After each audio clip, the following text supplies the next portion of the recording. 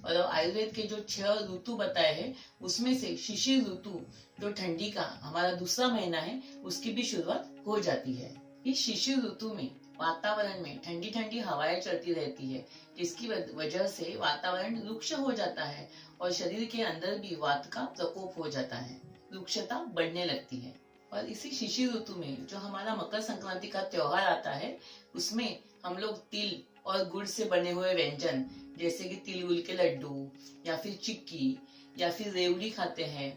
इस तरीके के जो मीठे और स्निग्ध व्यंजन होते हैं उनका सेवन किया जाता है। ये जो तिल होते हैं यह उष्णवीर्य होते हैं, स्निग्ध गुण के होते हैं, जिसकी वजह से ये शरीर के अंदर का जो वात है वह कम करते हैं, बल को बढ़ाते हैं।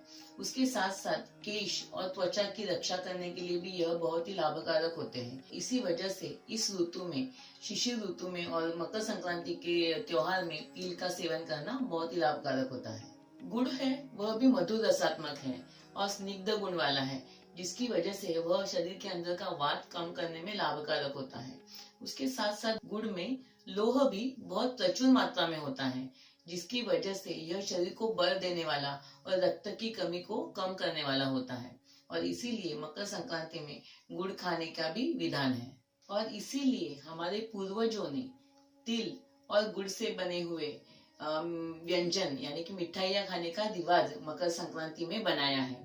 और ये मिठाइयाँ हमें खुद अकेले नहीं खानी है, लोगों को बांटनी भी है, जिससे कि हमारे खुद की बॉडी के अंदर का भी स्नेह और मिठास बढ़े और हमारे जो रिश्ते हैं उनके अंदर भी स्नेह और मिठास बढ़ता रहे।